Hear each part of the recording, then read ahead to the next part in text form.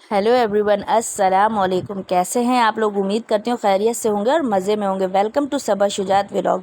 तो यहाँ जो है वो सुबह का वक्त है और नाश्ते में जो है वो मज़ेदार सी दाल है मूंग मसूर की। मैंने अपने लिए रोटी फ्राई कर ली थी और नाश्ते में बच्चों के लिए और हस्बैंड के लिए पराठे बना लिए थे। कहवा यहाँ बन के तैयार हो चुका है, बस अब इसमें दूध डालूंगी, चाय तैयार हो जाएगी। बच्चों को नाश्ता करवाने के बाद बस आज ये स्कूल जा रहे हैं और आज इनका फ़ाइनल पेपर है। बच्चे बहुत एक्साइटेड है कि भाई हमारे पेपर आज फाइनली ख़त्म हो चुके हैं। तो बस यहाँ जाते वक्त इन्हें याद आ गया कि वापस आ जाए और मम्मा से दुआएं ले लें और उन्हें प्यार कर लें। बच्चे बस यहाँ प्यार करके जा रहे हैं। तो मेरे पास ही जो है वो जहरा बैठी थी।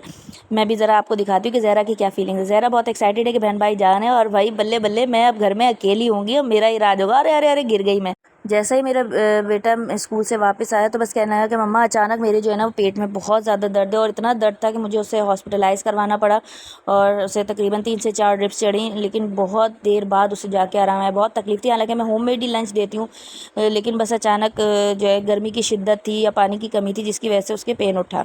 तो यहाँ मेरी मदर इन लॉ ने कहा कि भाई आप जो है ना वो साबूदाना बना के बच्चों को दो ताकि ये जो खाएं, मैदे में अक्सर गर्मी हो जाती है या कभी गर्मी है तो उसमें ये बेहतर रहता है। तो यकीन जाने ये बहुत ही टेस्टी बना था। मैंने अपने बच्चों के लिए बनाया था और सिंपल से साबूदाना को बॉईल करके मैंने रख लिया था और दूध और चीनी डाल के अलग से उसमें जितना मुझे डालना था उस हिसाब से डाल लिया।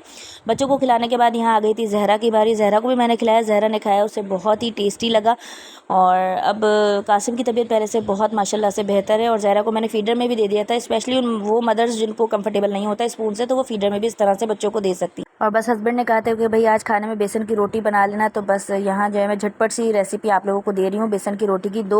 दो चुटकी जो है वो मैंने अजवाइन की डाल दी थी। 1 टीस्पून मैंने कुटी लाल मिर्चें, 1 टीस्पून मैंने पिसा ज़ीरा डाल दिया था, 2 टीस्पून जो है मैंने पिसी लाल मिर्चें डाल दी थी और 1 टीस्पून जो है वो मैंने पिसा धनिया डाल दिया था। और नमक आप अकॉर्डिंग टू टेस्ट डालेंगे और अच्छे से इसे मिक्स कर लेंगे। अभी पानी मत डालिएगा। और मैंने एक प्याज रफली चॉप कर ली थी और हरी मिर्चें थी और हरा धनिया, आप पुदीना वगैरह भी डाल सकते हैं, जितनी आपको पसंद हो आप उस हिसाब से डाल लें। अब यहाँ जो है वो हम इसे आटे को इसके गूंद लेंगे बेसन के, लेकिन याद रखिएगा आटा जो है ना वो बहुत ज़्यादा ना पतला होना चाहिए और ना ही जो बेसन है वो बहुत ज़्यादा सख्त होना चाहिए। इससे जो है वरना आपकी रोटी फट जाएगी या जो है ना वो बहुत ही ज़्यादा कड़क हो जाएगी। देखें डो बन के तैयार हो चुकी है और बहुत ही सॉफ्ट है। थोड़ा सा आप इसे रेस्ट दे दीजिएगा, तकरीबन 15 से 20 मिनट। मेरे हस्बैंड को बहुत तेज़ भूख लग रही थी तो मैंने फ़ौरन ही बना लिया था। और बस आज की मैं एक बात शेयर करना चाहूँगी कि गर्मी बहुत है तो कोशिश किया करें कि परिंदों को, अगर आपकी छत वगैरह है तो उसके अंदर प्याले के अंदर पानी भर के रख दें ताकि अगर परिंदे हैं तो वो पानी पी आकर, या जो है ना अगर आपके घर में फ्रिज है तो एक प्याला आप बर्फ़ का अच्छे से जमा लें। और अगर कोई आसपास आपके ऐसा है कि जिसके घर में फ्रिज नहीं है तो आप बर्फ़ का प्याला वहाँ भिजवा सकते हैं तो ताकि वो भी ठंडा पानी पी सकें।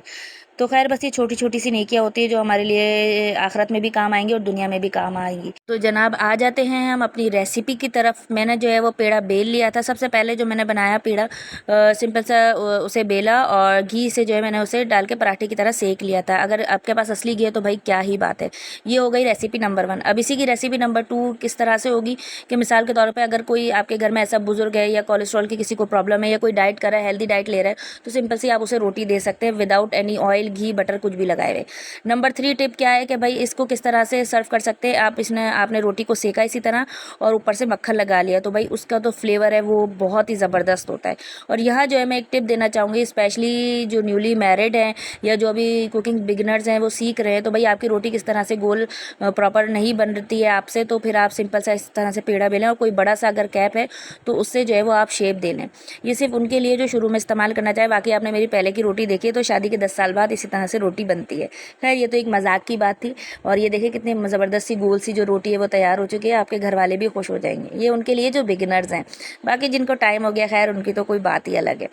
तो उम्मीद करती हूँ कि ये रेसिपीज़ आपको पसंद आई होंगी। और साथ में जो है वो हमने दही का रायता बना लिया था। सिंपल सा जो है मैंने उसमें नमक डाला था।